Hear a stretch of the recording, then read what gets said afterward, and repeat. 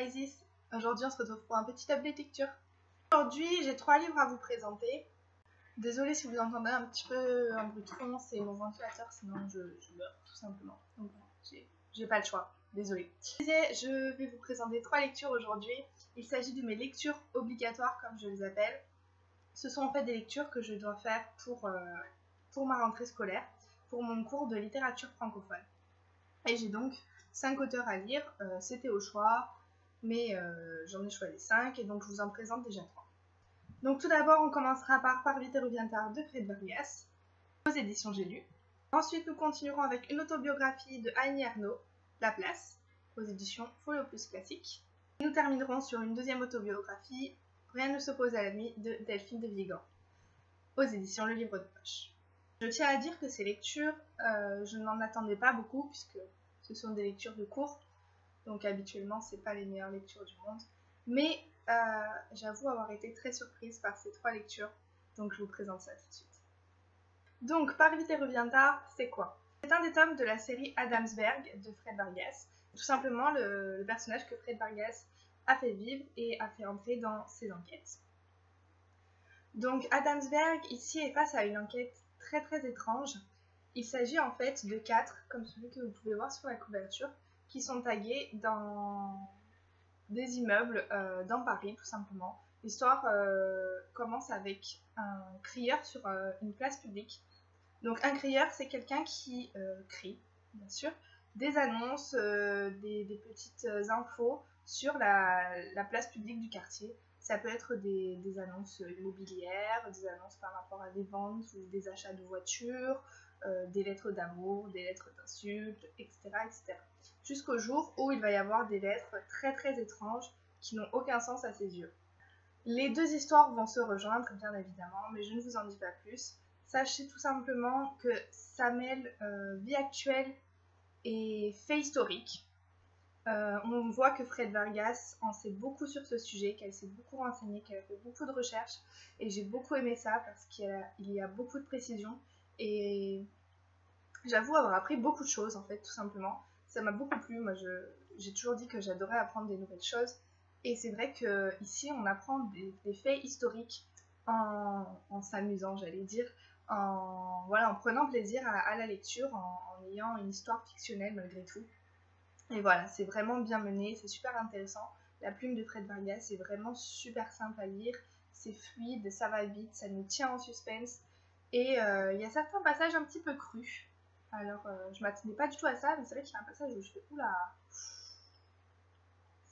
Ok, c'est pas génial en fait. J'ai ensuite vu l'adaptation en film, que n'est pas si mal que ça, même si le fond de l'histoire n'est pas le même. C'est-à-dire que voilà, bon, je ne vais pas tout vous dévoiler sur l'intrigue, mais il y a une base de l'histoire. Pourquoi le meurtrier, parce que oui, il va y avoir des meurtres, pourquoi le meurtrier fait ce qu'il fait, il y a une raison. Et voilà, dans le livre et dans le film, ce n'est pas la même raison. Je pense que le film est tout simplement plus grand public, puisque c'est avec cette histoire que c'est un peu cru et que j'ai eu un peu de mal. Donc je pense que le film a été fait de façon à ce qu'il soit plus grand public et plus facile à regarder. J'ai tout simplement adoré ma lecture. Vraiment, je l'ai lu très très rapidement. C'est un livre que j'attendais beaucoup, dont j'avais beaucoup d'attentes et beaucoup d'espérance, et je n'ai vraiment pas été déçue. Sans aucun doute, je continuerai à lire les histoires du commissaire Adamsberg, parce que la plume de Fred Vargas m'a vraiment beaucoup plu. On continue ensuite avec La Place de Annie Ernaux. Hop, je vous montre un peu mieux. Je suis désolée, avec la luminosité, il y a le soleil qui me vient en plein ici, et du coup c'est vraiment génial, on voit rien du tout, c'est trop bien. Bref. Donc La Place de Annie Ernaux, c'est une sorte d'autobiographie, ce n'est pas vraiment une autobiographie. Donc cette édition comporte des petites fiches de lecture en fin de texte, donc j'avoue que ça m'a bien aidé. Donc, comme c'est un livre pour les cours, je les ai lus, donc ça m'a bien aidé. Et en fait, on apprend donc que ce n'est pas vraiment une autobiographie, puisque tout simplement elle écrit après la mort de son père, et elle écrit sur son père, sur la vie de son père, et sur sa vie même avant qu'elle naisse, sur l'enfance de son père. Donc Ce n'est pas une autobiographie puisqu'elle n'écrit pas sur elle, proprement parler, mais surtout sur son père. Donc c'est tout simplement une biographie, je pense, à mon goût. Mais Annie Ernaux, dans les fiches de lecture à la fin du texte, définit ce genre comme une autosociobiographie, c'est-à-dire qu'elle inclut des aspects sociologiques dans ce texte. Et enfin, dans mon cours, il y a écrit Annie Ernaux et les principes d'autofiction. Donc voilà, c'est des avis assez divergents, mais je pense qu'on peut être sûr que c'est pas une autobiographie en tout cas. Donc c'est vrai que c'est un petit peu romancé. Elle parle de son père dans son enfance, elle ne connaît pas tous les détails de l'enfance de son père. Et donc voilà, je pense qu'elle comble un petit peu les manques à certains moments. Dans ce livre, on retrouve également des ellipses où elle essaye d'expliquer son choix d'écriture et pourquoi elle a fait ça. Ce livre est très très court, il ne fait que 70 pages environ. Donc malheureusement, je n'ai pas grand chose à dire, puisqu'il ne se passe pas grand chose, ce n'est pas de l'action, ce n'est pas quoi que ce soit. Bon, c'est tout simplement la vie de son père et l'éloignement qui s'est fait au fur et à mesure entre Annie Ernaux et entre son père, suite à diverses choses, mais plus particulièrement suite à l'entrée dans le monde bourgeois de Annie Ernaux. C'est-à-dire que son père était un paysan à la base, il a toujours voulu s'éloigner de cette condition qu'il jugeait inférieure. Il a toujours voulu être soit dans le commerce, soit dans l'industrie, ce qu'il a réussi puisqu'elle a terminé sa vie dans un commerce avec sa femme. Mais Annie Ernaux, elle, voulait devenir professeure. Et elle a commencé à suivre une vie voilà, plus bourgeoise que ce que ses parents ont pu mener. Et l'éloignement entre elle et son père s'est fait ressentir. Alors on ne sait pas si c'est de la jalousie envers elle, si c'est de la honte de ne pas être à la hauteur. On ne sait pas exactement. C'est peut-être un peu tout ça mélangé. Mais donc voilà, elle voulait rendre un hommage à son père. Et j'ai un avis assez mitigé sur ce livre. Puisque, bon, j'ai bien aimé, mais ce n'est pas la lecture de l'année, ça m'a pas franchement marqué. Hier, j'ai fait la chronique sur mon blog et j'avoue qu'à plusieurs moments, je me disais qu'est-ce qui se passait déjà, je me souviens plus. Donc voilà, avis mitigé. Je vous présente Rien ne s'oppose à la nuit de Delphine de Vigan, qui a reçu le Grand Prix des lectrices L en 2012, le prix Renaudot des lycéens en 2011 et le prix Roman France Télévisions en 2011 également. Donc ce livre a été pas mal récompensé. Bon, je vais vous le dire tout de suite, ça a été un coup de cœur. Ce livre est tout simplement magnifique, déboussolant, tragique, bouleversant, tout ce que vous voulez. Ce livre donc est une autobiographie, mais tout comme Annie Ernaux, c'est plus une autofiction. Delphine de Vigan décide d'écrire sur sa mère, cette fois-ci, et pas sur son père, mais elle raconte également toute l'enfance de sa mère, l'adolescence de sa mère, tout ce qui s'est passé bien avant sa naissance. Donc, tout comme Annie Ernaux, ce n'est pas une autobiographie puisque c'est une biographie sur sa mère.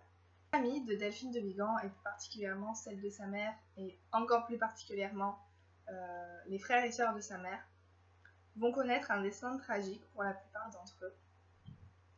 Et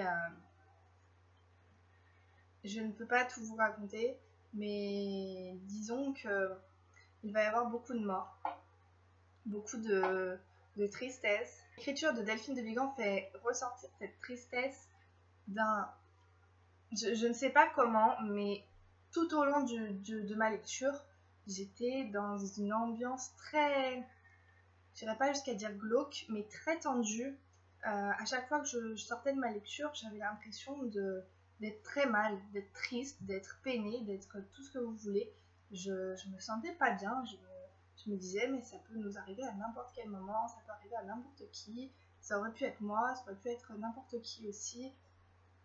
C'est vrai que ça nous fait beaucoup réfléchir sur notre propre famille et sur notre propre relation avec elle.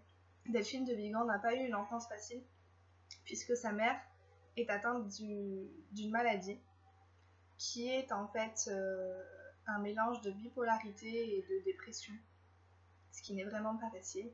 Depuis toute petite, sa mère était très seule, très solitaire, et disons que sa vie n'a pas arrangé les choses, les événements de sa vie n'ont pas arrangé les choses, puisqu'il s'est passé encore beaucoup de choses après ça qui ont fait que toute cette maladie s'est aggravée encore plus. Et donc Delphine de Vigan raconte tout ça et a recueilli des témoignages donc, de sa famille, des amis de sa mère, pour essayer d'être au plus proche possible de la vérité. Mais elle fait souvent des ellipses où elle raconte que ça a été très difficile pour elle de continuer. Elle s'est souvent demandé si c'était la bonne chose à faire, si ses amis ou sa famille allaient bien recevoir ce livre, ou si elle allait trop profondément dans des souvenirs tristes et malheureux. Cette histoire m'a beaucoup touchée, tout simplement. On se dit rien. Je pense que elle a rendu hommage à sa mère comme il fallait, tout simplement. C'est un très très bel hommage à sa mère. Ça nous permet d'en apprendre plus sur cette maladie. Et ça nous permet de comprendre. Et je pense que ça lui a permis d'avancer et de faire son deuil également, puisque ça n'a pas dû être facile. Donc ça a été un véritable coup de cœur, autant pour la plume que pour l'histoire, si on peut appeler ça une histoire. Mais je pense que je relirai une autre œuvre de Delphine de Vigan, je ne sais pas encore laquelle. J'ai entendu parler de Nos et moi, ou de La fin, je ne sais plus trop quoi, qui parle de son anorexie. Elle raconte ça aussi à un moment qu'elle a été hospitalisée parce qu'elle faisait 36 kg pour 1m80, non 1m70 je crois, ou 1m80, je ne sais plus. Donc je pense que ça peut être un sujet intéressant aussi, même si ça doit être dur, mais je pense que ça peut être un sujet intéressant aussi. Je vous ai donc présenté mes 3 premières lectures obligatoires, il m'en reste 2. Je pense que je mettrai ça dans le prochain temps lecture. Je dois aussi faire ma lecture classique qui est Dr. Jekyll et Mr. Hyde de Robert Louis Stevenson. Et voilà, je pense que c'est tout. N'hésitez pas à me dire si vous avez lu un de ces livres. Si vous avez lu un autre livre il n'y a pas de problème. Je vous fais plein de bisous, je vous souhaite de bonnes lectures. Ciao, ciao.